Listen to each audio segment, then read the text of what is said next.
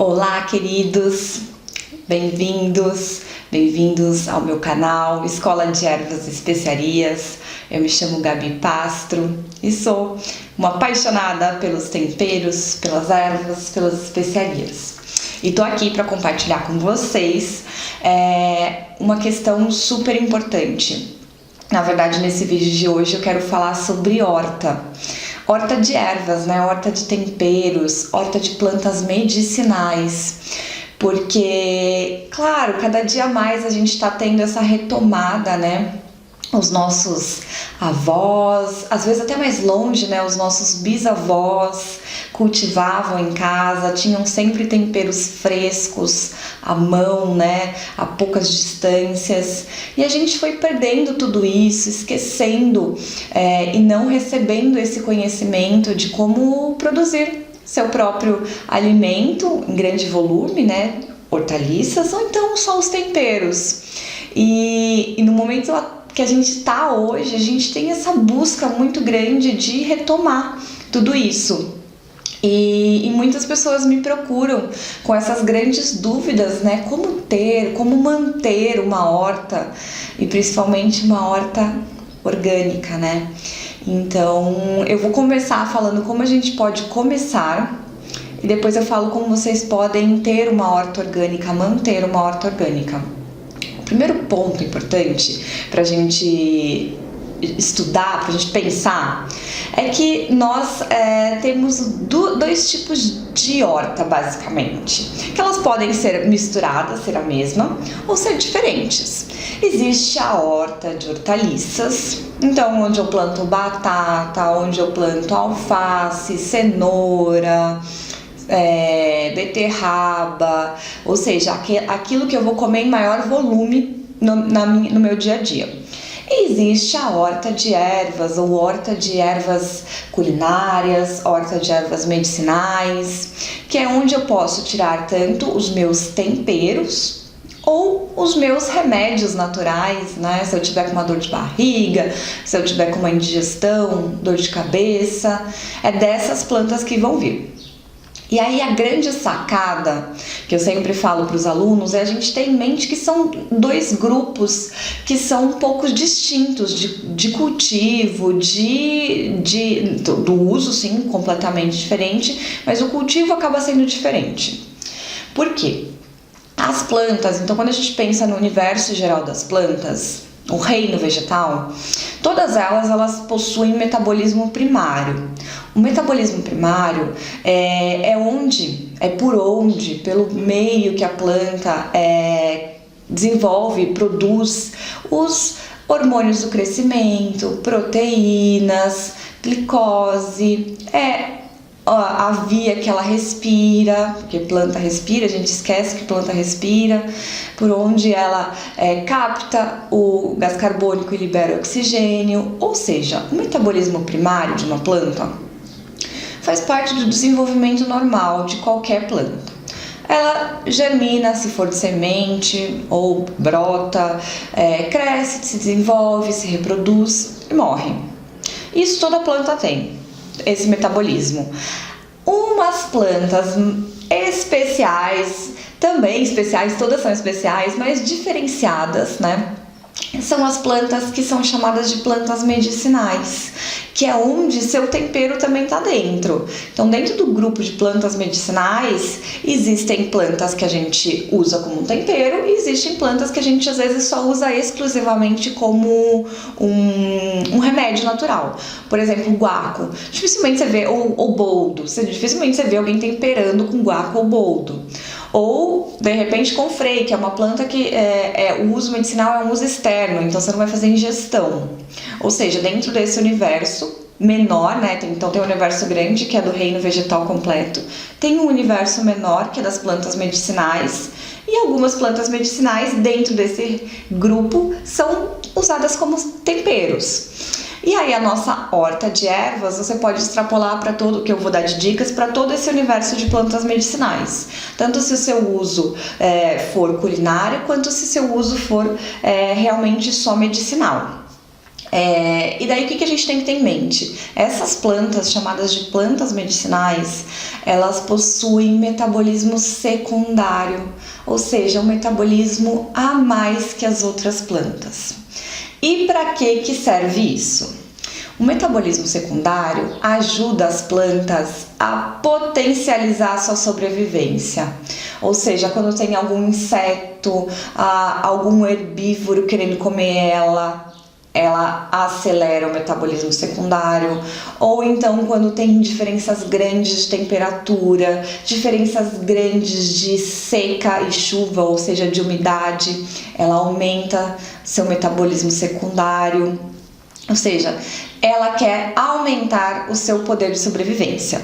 Também pode ter relação com reprodução, aumentar não só a sobrevivência, mas também o seu sucesso reprodutivo. Por isso, por exemplo, a gente tem as lavandas, né, que exalam aqueles óleos essenciais deliciosos que atraem as abelhas para elas polinizarem as flores. Por isso, que também pode ter relação com reprodução, aumentar o sucesso reprodutivo, mas principalmente aumentar a sobrevivência mesmo, evitar ressecamento, excesso de água, herbivoria, estresse térmico, tudo isso, estresse por gelo, né, gelo e degelo, que é o caso das coníferas, por exemplo, as plantas que a gente chama de sempre verdes, pinheiros, tuias, né, que elas são muito comuns de áreas mais frias, que acontece ciclos de gelo e degelo. E também as resinas ajudam nessa flexibilidade do tronco, né, de quando tá com gelo, ele tá de um jeito, a hora que degela, ela tem que ter uma flexibilidade, o tronco, né, para não quebrar a planta. Então as resinas também ajudam nisso. Ou seja, o metabolismo secundário realmente aumenta o poder de sobrevivência da planta. E quem tem esse metabolismo secundário pronunciado são as plantas medicinais. E aí, com base nisso, a gente já consegue ter dicas de como cultivar e como que tem que ser um pouco diferente o cultivo dessas plantas, dessas ervas culinárias e dessas ervas medicinais. Por quê? Porque você não quer só cultivar a planta, você quer que ela tenha os princípios ativos que são produzidos pelo metabolismo secundário da planta, que é o que torna estas plantas medicinais. Então, vou dar exemplos de alguns princípios ativos que são produzidos pelo metabolismo secundário da planta. O que a gente mais conhece e é o que caracteriza, né, um tempero é a produção de óleos essenciais. Principalmente, né? Então, óleos essenciais são princípios ativos, alcaloides, taninos, flavonoides estão presentes nas flores, né? Antocianinas, que também é um tipo de flavonoides, também super antioxidantes. Ou seja, existe uma gama muito grande, uma diversidade muito grande de princípios ativos, tá? Esses só são alguns. O que a gente vai mais conhecer dentro do nosso universo culinário, da fitogastronomia, é realmente os óleos essenciais. E se você vai cultivar, você quer ter os princípios ativos, tanto para você ter sabor, para você ter aroma, mas também para você ter as propriedades medicinais. Tá? Propriedades medicinais são diferentes de propriedades nutricionais, né? Então, eu não estou falando aí de vitamina C, de vitamina D, eu estou falando de repente, cineol, linalol, borneol, que são realmente princípios ativos, bioativos. Esses nomes variam dependendo da área que a gente está estudando. Então, de repente, você pode ver algum produto do metabolismo secundário da planta escrito como princípio ativo, bioativo, ativo, metabólitos secundários, que tem a ver com o metabolismo secundário da planta, ou seja, vai ter variação, não tem jeito. Dependendo de se você está estudando algo que seja mais da nutrição. Se você estiver estudando da nutrição, provavelmente vai ter ativo ou bioativo. Se você estiver estudando algo mais da botânica, vai estar escrito claramente metabólito secundário. O universo da fitoterapia fala mais de princípios ativos. Então, esses termos, eles têm uma variação. É importante você saber que não é universal. E aí, a dica número 1, então, se você quer começar a sua horta de ervas, a primeira é que não existe produção de princípios ativos se não tiver sol, né? A planta precisa do sol para ter energia para produzir esses princípios ativos. Ou seja, se você não tem no mínimo 3 horas de sol, isso bem pouco, viu? 3 horas de sol no inverno, tá? Então, o inverno sempre é a época que a gente tem menos sol, certo? Ou seja, se você tem 3 horas no inverno, no verão você vai ter aí nesse lugar que você escolheu uns 4 ou 5, 6 horas de sol, dependendo da face que o seu lugar for voltado. Por isso é importante, eu sempre digo que às vezes é legal a gente começar uma horta no inverno, porque a hora que você escolher o lugar, se aquele lugar for bom no inverno, na primavera, verão ele vai ser excelente. Mas claro, a gente pode começar a qualquer momento. Então aí na sua primavera, verão, tente escolher um lugar, se você for começar agora, que tenha entre 5 horas de sol, mais ou menos, em torno de 5 horas de sol. Porque daí você sabe que no inverno vai ter lá seu mínimo, ok? A planta, de modo geral, ela precisa de no mínimo 4 horas de sol direto, para ela realmente ser potente na produção dos seus princípios ativos. E é sol direto, ok? Não é sol através de vidro, não é só através de telha de transparente, é realmente livre, porque o vidro sim, ele acaba limitando também um pouco dos raios que adentram o espaço. Ou seja, você vai escolher um lugar ensolarado, tá? Esse lugar ensolarado é de preferência que não bata tanto vento. Então, quem mora em apartamento aí vai ter que fazer aquela escolha, né? Se você de repente tem uma sacada e a sacada é envidraçada, mas você consegue abrir, tudo bem, não é o ideal, você pode plantar lá. Então, em alguns momentos do dia, você vai deixar essa sacada aberta para receber o sol direto, porque também se ficar tudo fechado, vira uma estufa, né? E aí é outro tipo de planta que prefere o tipo estufa, que é o mais úmido, né? E super quente. E você vai fazer esse jogo de abrir e fechar, porque realmente às vezes a grande dificuldade é o excesso de vento. Ou seja, para quem quer começar a sua horta, um local que tenha bastante sol direto e de preferência que não bata muito vento. No caso, o que pode acontecer com bater muito vento? A planta resseca com facilidade. Aí isso vale para todo o universo de horta, não só para as ervas aromáticas e ervas medicinais, vale para tudo, tá? Mas a questão do sol, claro, também todas precisam, mas é mais essencial ainda que a sua horta seja mais ensolarada para as ervas medicinais, para a produção dos princípios ativos. E aí outro ponto importante, é essencial, a dica número 2, que você tenha uma horta orgânica. Por quê? Lembra lá quando eu falei que metabolismo secundário é o metabolismo de sobrevivência da planta? Ela começa a aumentar a produção dos metabólitos secundários, dos princípios ativos, dos bioativos, quando ela se vê em uma situação que não é tão favorável à sua sobrevivência, tá? Ou seja, ter aí um ou outro insetinho comendo as suas folhas, não tem problema.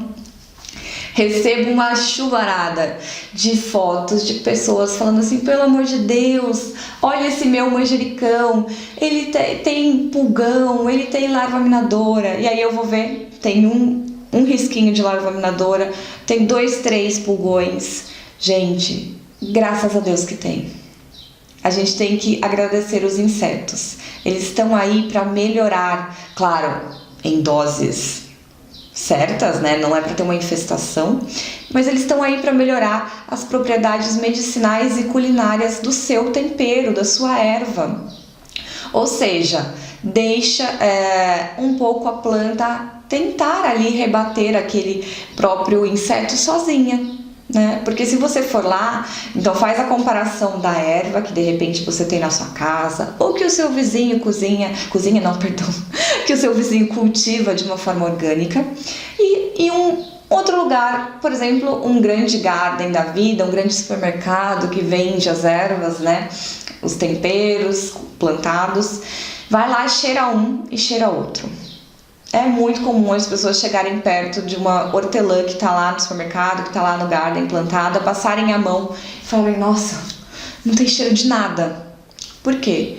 A planta ficou preguiçosa. Nesses lugares de cultivo convencional,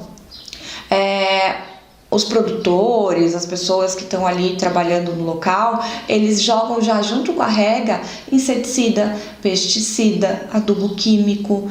A planta fica tão preguiçosa que ela não precisa produzir os seus princípios ativos. Aí ela não vai ter aroma, aí ela não vai ter sabor. E ela também não vai ter propriedades medicinais. Ou seja, uma planta medicinal pode não ter propriedades medicinais se de repente ela for cultivada de uma forma errada, né? Fora do padrão dela. Então é importante que seja um cultivo orgânico, ok? E aí, para ser um cultivo orgânico, qual que é a grande dica da sua horta de ervas? Primeiro, você tem que pensar em alguns pontos. A adubação não pode ser química, tá? Eu acho que é o erro que as pessoas mais cometem. Geralmente as pessoas pensam que não pode jogar inseticida, pesticida, químico. Isso elas geralmente não jogam. Mas daí na hora de comprar, elas acabam esquecendo que o adubo químico também faz parte de uma agricultura convencional. Ou seja, se você tem aquelas bolinhas ou granulados maiores, ou tem número seu adubo, 10, 10, 10, 10, 20, 30, isso é um adubo químico, tá? Então é importante que você use adubo orgânico. Se você for usar inseticida e pesticida, ele tem que ser de origem natural. Origem natural é uma origem que é ou vegetal ou animal, tá? Um dos dois. Por exemplo, existem vários pesticidas que são baseados em bactérias, né? Não é animal, mas é de organismos que não sejam plantas. Então, você pode usar, tudo bem. O problema é a origem mineral. Origem mineral, organomineral, se você vê isso, ele é uma substância, um composto, um produto químico, tá? Então, tente se basear nisso. Você vai ter adubos orgânicos, que pode ser humus de minhoca, torta de algodão, torta de mamona, bocashi ou biocashi, dependendo da marca tem vários nomes, torta de nim, tudo que a gente chama de torta dentro do universo da horta é que na verdade é o bagaço de um fruto que virou pó e é usado para adubar. Então torta de nim, torta de algodão, torta de mamona, tudo isso vem do fruto, tá? E pode ser usado pela agricultura orgânica. E aí a gente tem farinha de osso, que já é a origem animal. Bocashi também tem parte animal, que tem farinha de osso, mas pode ser usado. E então você escolheu o adubo orgânico. O segundo é, se você de repente tiver realmente uma infestação em casa, você pode usar inseticida e pesticida natural. Qual que é a diferença de inseticida e pesticida, né? A gente chama de pragas, aquelas o que são insetos, né? Então a gente usa o inseticida. E daí, quando for doença, a gente usa o pesticida, que é origem de fungos, bactérias, vírus, né? Então tem essa grande diferença. Quando a gente fala, tem alguma coisa comendo minha horta ou acabando com a minha horta, ela pode ser do grupo de praga ou do grupo de doença. Se for do grupo de praga, a maioria são os insetos, né? São bichos macroscópicos, não são todos insetos, mas macroscópicos. Ou então microscópicos, que são fungos, bactérias e vírus, que são mais difíceis de combater, tá, gente? Então é bom evitar que se tenha. De modo geral, o que potencializa, o que melhora até certo ponto a qualidade da sua erva são as pragas, tá? Geralmente, quando tem doença, a planta aí já fica debilitada e a produção de princípios ativos cai bastante, tá? Então, aquela folha de sálvia que está cheia de fungo também não tem boa qualidade. Não significa que não pode comer. As pessoas me perguntam, tá com fungo, posso comer? Lava, normalmente pode, não tem problema nenhum, tá? São fungos que estão relacionados, não fazem mal pra gente, estão relacionados com fazem mal pra planta. Mas é importante que daí, se você for fazer, você ou compre alguma coisa, uma substância que vai combater pragas ou doenças que seja de origem natural, tipo óleo de nim, ou então faça em casa, né, esse tipo de produto, por exemplo, fazendo um chazão de alho e pimenta. Também dá super certo para você aplicar na horta, também é orgânico. E tudo isso de uma maneira controlada, porque mesmo o natural ele pode fazer mal para sua planta.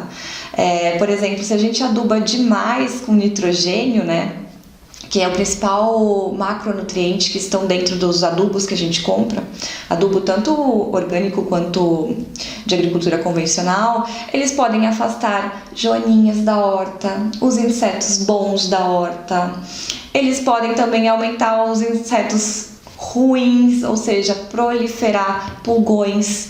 O excesso de nitrogênio também traz isso, ou seja, a sua horta é um balanço. Na verdade, a gente tem que imitar meio que a natureza. Então, por isso, aí vem a outra dica importante. É importante que você, na hora de você cultivar a sua erva, depois que você escolheu o lugar, então é um lugar que bate sol, que não tem tanto vento, depois que você escolheu que você vai fazer um cultivo orgânico, que você vai usar adubo orgânico, terra orgânica, inseticida, pesticidas orgânicos, você tem que prestar atenção em outro ponto. A terceira dica importante é a gente saber da onde veio a sua erva, ou seja, vai lá, pesquisa, manjericão, qual que é a origem do manjericão? A gente viu aqui, tem vídeo para você aqui no canal que a gente descobriu, né, que o manjericão é nativo da Índia, ou seja, um clima de floresta úmida, então é a terra um pouco mais úmida. De repente, se tiver um pouquinho menos de sol, ainda vai tudo bem.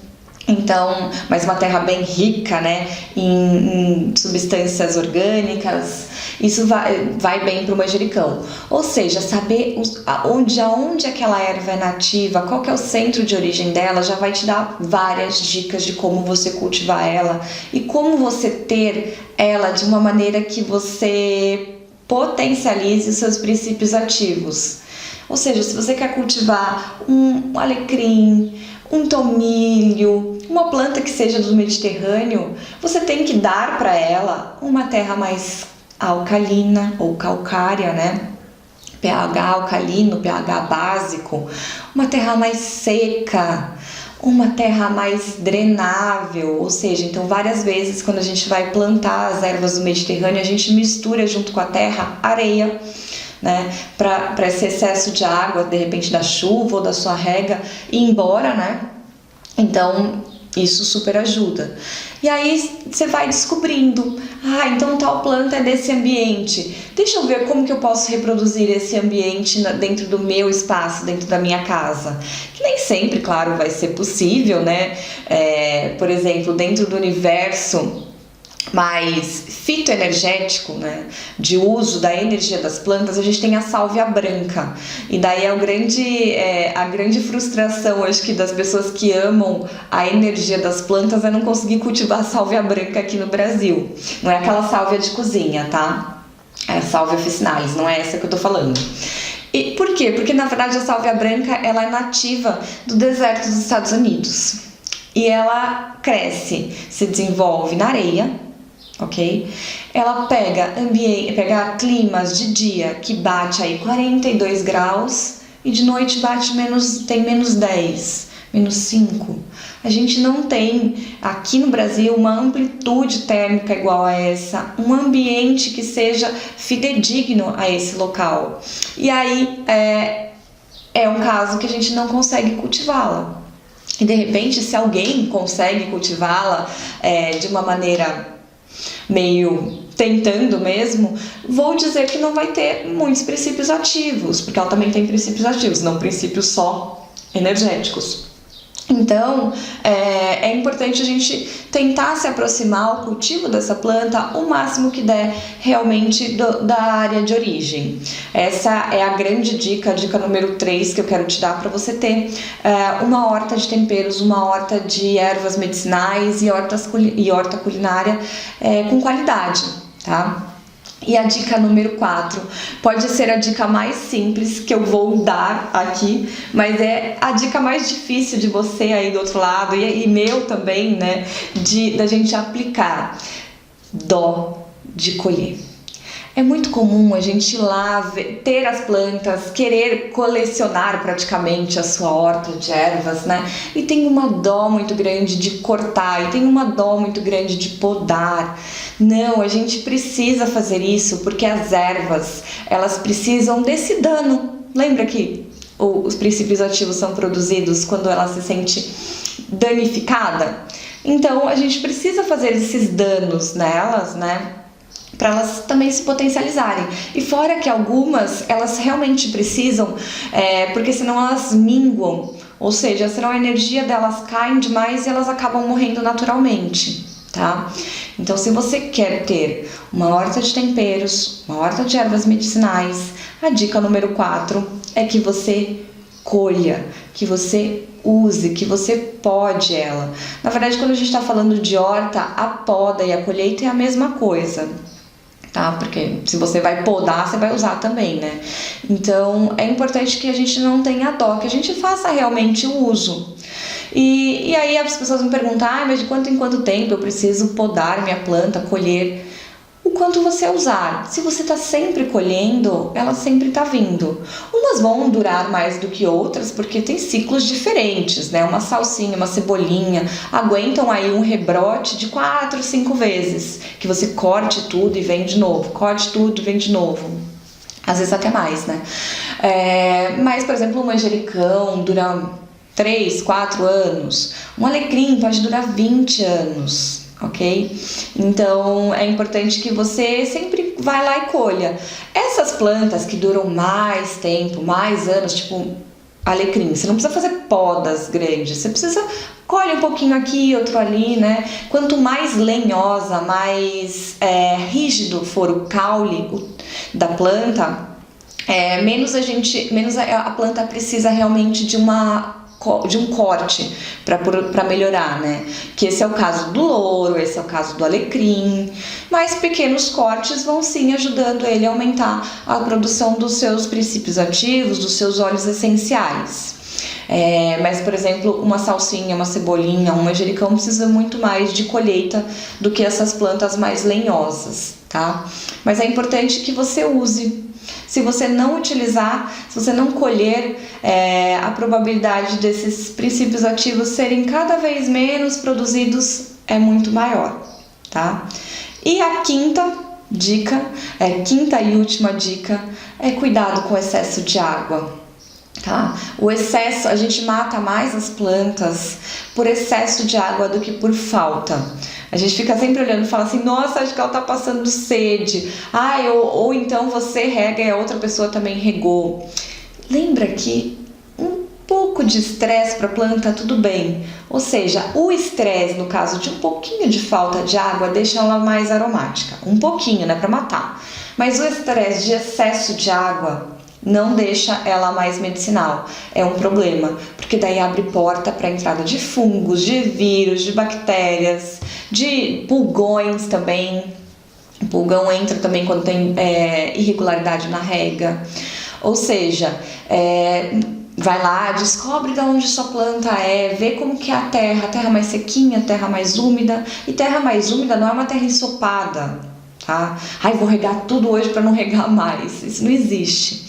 Ou seja, vai lá e dá realmente uma verificada nessa terra para não ter excesso de umidade. E tente, eu sei que quem tem grandes ambientes, também é o meu desafio, né? Regar só realmente a terra, não ficar regando as folhas, porque a folha pode também ficar muito úmida por um tempo e daí isso pode desenvolver fungos. Tenta o máximo possível só realmente regar a terra de onde sua planta está plantada e não as folhas. Nem sempre isso vai ser possível, mas faça o possível. Mas o excesso de água torna a sua planta menos aromática e menos medicinal. Então essa é a quinta e última dica, super importante. Todas elas são importantes para você ter e manter uma horta de ervas e ter e manter uma horta que seja potente não só de sabor, não só de aroma, mas também de propriedades medicinais. Se você seguir todos esses passos, garanto que você vai ter aí um jardim de ervas muito mais bonito e mais usual, mais funcional, te oferecendo tudo o que você quer para a sua alimentação e para a saúde do seu corpo, para a saúde da sua mente e para a saúde do seu emocional, que elas trabalham também. Ou seja, é importante que você siga essas regrinhas, essas dicas, para você realmente ter uma qualidade melhor de plantas. Espero que você tenha aproveitado todas essas dicas. Se ficou alguma dúvida, é só me escrever aqui nos comentários que eu vou ter maior prazer de te responder. E te vejo num próximo vídeo com mais dicas sobre esse universo das ervas, dos temperos e das especiarias. Um grande beijo!